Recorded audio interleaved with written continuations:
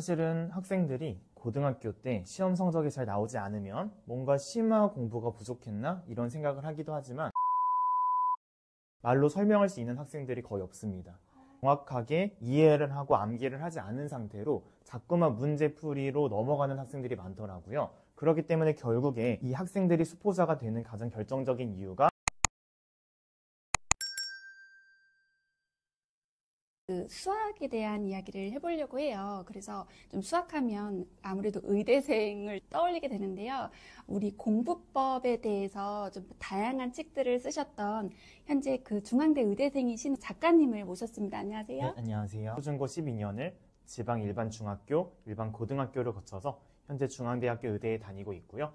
총 5권의 책을 집필하고 다수의 강연 활동을 진행하는 등 활발하게 또 교육 활동도 하고 있는 임민찬 작가라고 합니다. 네, 작가님 안녕하세요. 작가님은 의대생이시잖아요. 네. 수학 처음부터 잘하셨나요? 아니요. 사실은 제가 고등학교 때는 수학을 좀 안정적으로 열심히 했지만 초등학교, 중학교 때는 수학 단순하게 개념을 암기해버리기도 하고 그리고 문제 유형들을 다양하게 접하거나 그런 것들이 부족하기도 했어서 한창 시행착오를 또 겪었던 기억도 있습니다. 오히려 초, 중, 등 때요? 네. 그러셨구나.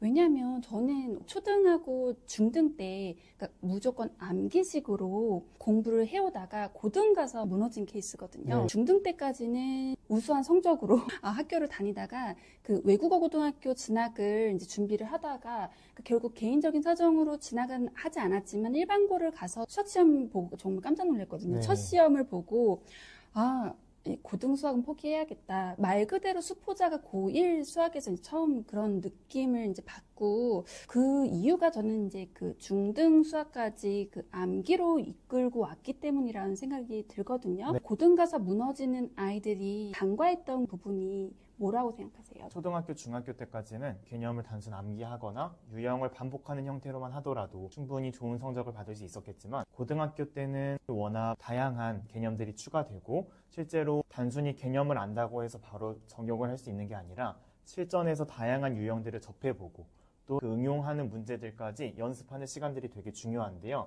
학생들을 보면 단순히 개념을 암기하고 끝난다든지 유형을 다양하게 풀어보지 않는 그런 학생들이 많기 때문에 기본기에서 또 흔들리는 부분이 많습니다. 그러면 흔들리더라도 차근차근 개념을 공부하고 또 개념에 따른 유형을 공부하는 것, 그것을 다져나가면 충분히 할 수 있는 부분인가요? 그렇죠. 우리가 초등학교, 중학교 때 공부하는 방향이 시행착오가 있었더라도 우리가 결국 대학 입시에 반영되는 시기는 고등 시기이기 때문에 좀 더 확실한 방법을 가지고 수학 공부를 해 나간다면 고등학교 1학년 때부터 또 좋은 결과로 이어질 거다. 저는 그렇게 생각을 합니다. 2022 개정 교육과정 꼈어요. 교육과정이 바뀌었는데요. 바뀐 교육과정에 따라 다양한 변화들이 있었겠지만 그중에 좀 수학에서도 크고 작은 변화들이 있었거든요. 자세한 설명해 주실 수 있을까요? 네, 제가 고등학교 1학년 때 2015 개정 교육과정의 첫 세대였습니다. 그래서 그때도 많은 변화들이 있었고 그 당시에도 그 교육과정을 반영한 문제집들을 풀곤 했었는데요. 최근에 보니까 2022 개정 교육과정으로 넘어오게 되었더라고요. 맞아요. 이 과정에서 특히 수학 같은 경우는 과목 자체가 제가 배울 때는 수학상, 수학하 이렇게 불렀는데 이제는 공통수학 1, 공통수학 2 이렇게 부르게 되었고요. 제가 학생 때는 배우지 않았던 행렬이 추가되기도 하고요. 평면 벡터랑 공간 벡터 이런 것들을 둘 다 배우게 되면서 사실은 수학 과목의 난이도 자체가 상승했다라고 얘기를 할 수 있습니다. 그러다 보니까 우리 학생들도 수학 공부법도 개념서 중심으로 일단은 새로 추가된 부분들도 있고 변화된 부분들이 있기 때문에 탄탄하게 개념을 익히고 그 개념을 바탕으로 다양한 연계되는 유형들 학습을 통해서 개념을 문제에 응용할 줄 아는 그런 능력들이 앞으로 더욱더 중요해진다. 그렇기 때문에 앞으로 공부를 할 때는 2022 개정 교육과정이 반영된 문제집을 활용하는 게 중요하겠다 생각이 들었습니다. 그럼 2022 개정 교육과정이라는 거는 현재 고1 이제 아이들부터 적용이 되는 거잖아요. 네, 맞습니다. 그래서 오늘 이 영상은 고1 이하의 자녀들을 키우고 계시는 우리 학부모님들이 반드시 주목하고 보셔야 될 영상이라는 생각이 드는데요. 영상 끝까지 주목해 주세요. 작가님, 혼자서도 공부해도 좋을 만한 개념서 2022 개정교육과정을 반영한 개념 루트 그리고 유형 만렙이라는 이 수학 개념서가 확인이 되더라고요. 이름부터 이 개념 루트라고 되어 있는 것처럼 이 개념을 탄탄히 다지는 거에 초점을 맞춘 그런 책이 되겠고요. 다들 잘 아시겠지만 이 수학 공부를 할 때는 개념이 가장 중요합니다. 이 개념을 먼저 내 것으로 만들어야 다양한 난이도의 문제들을 풀 수 있기 때문에 항상 이 개념을 우선시해야 되는 거고요. 이런 개념을, 이 개념 루트를 통해서 확실하게 다져나갈 수 있다 생각을 합니다. 늘 강조하시긴 했어요, 우리 작가님께서. 수학에서 이 개념이라는 것이 중요한 이유가 뭘까요? 사실은 학생들이 고등학교 때 시험 성적이 잘 나오지 않으면 뭔가 심화 공부가 부족했나? 이런 생각을 하기도 하지만 그 학생들에게 기본적인 개념을 제가 물어보면 말로 설명할 수 있는 학생들이 거의 없습니다. 개념을 단순히 눈으로만 보고 정확하게 이해를 하고 암기를 하지 않은 상태로 자꾸만 문제풀이로 넘어가는 학생들이 많더라고요. 그렇기 때문에 결국에 이 학생들이 수포자가 되는 가장 결정적인 이유가 바로 이 개념 공부가 부족하기 때문이다. 이렇게 말씀을 드리고요. 여러 유형의 문제부터 많이 푸는 학생들이 있지만 그런 식으로 문제부터 풀고 특히 학생들이 보면 문제를 풀다가 막히면 또 앞에 개념을 참고하면서 문제를 풀고 이런 식으로 하는 건 개념을 외운 게 아니잖아요.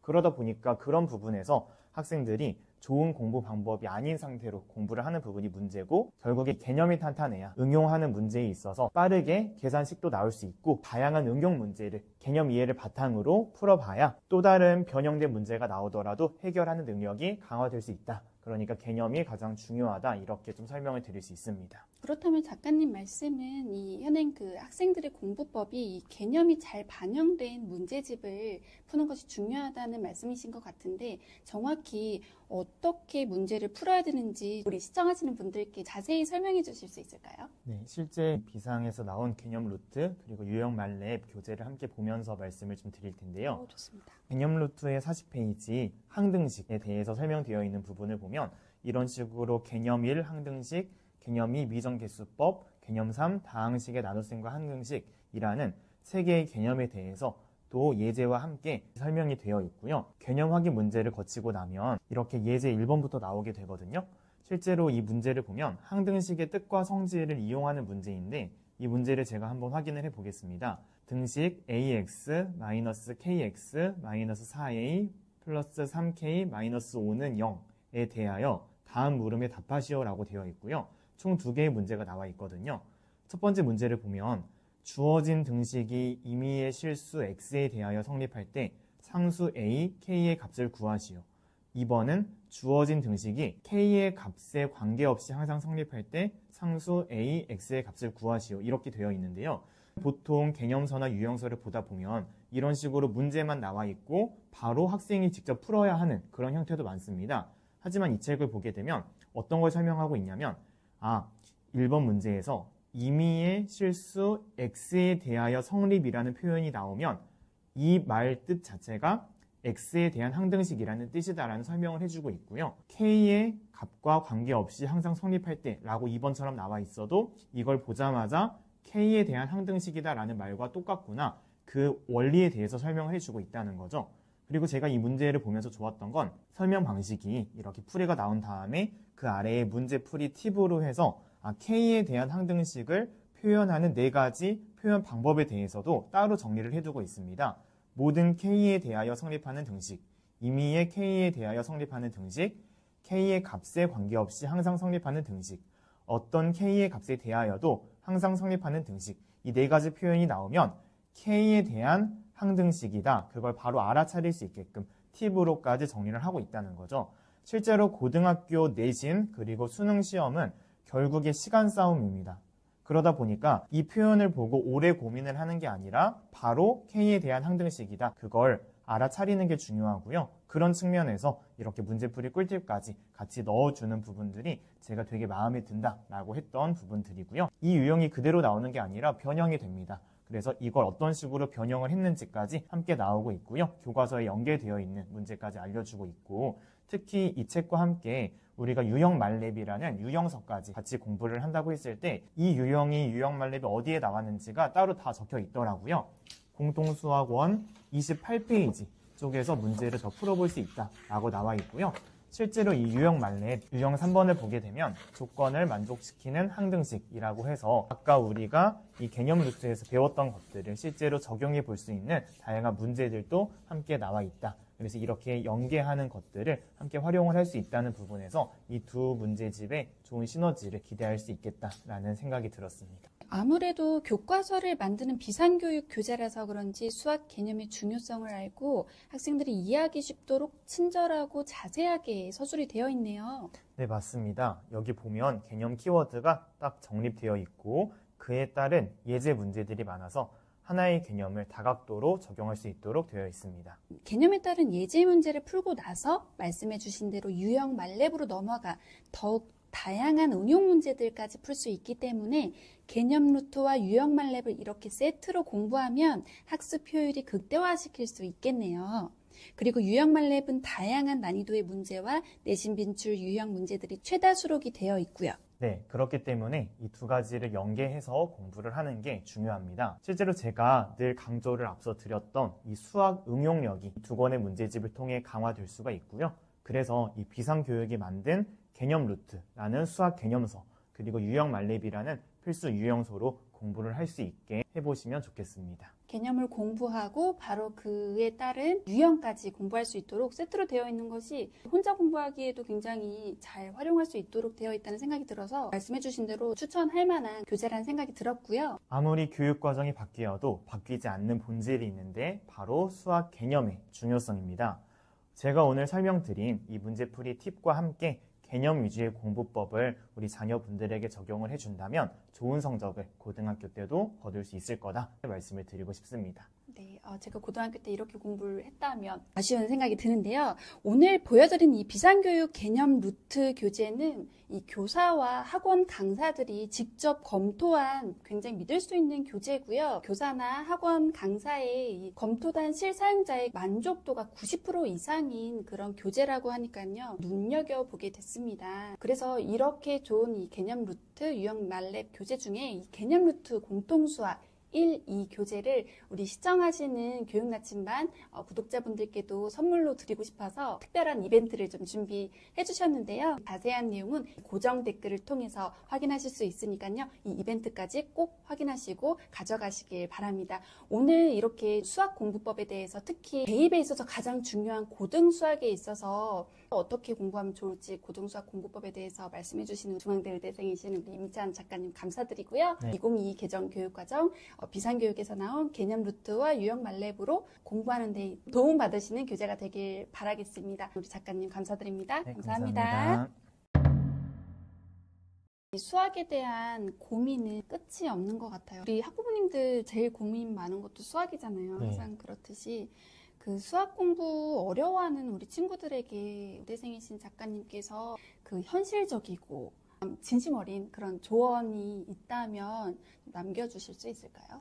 네, 이 수학을 어려워하는 학생들을 보면 수학 개념을 이해하려고 하지 않고 자꾸만 암기만 하고 넘어가려는 그런 학생들이 많습니다. 학생들이 그렇게 되는 이유 중에 하나가 우리가 문제집들을 보다 보면 딱 개념만 나와 있고 바로 문제풀이로 들어가는 그러한 형태의 문제집들도 있기 때문에 그런 것들을 공부하면서 이 개념 암기 중심으로만 하게 되더라고요.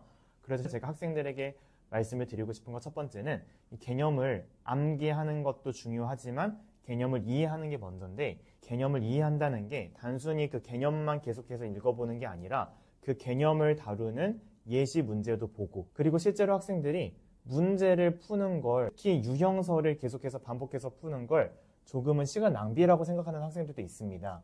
하지만 개념이라는 건요, 머리에 넣기만 해서 끝나는 게 아니라 실제로 이걸 문제로 내가 풀어보면서 완성이 되는 거거든요.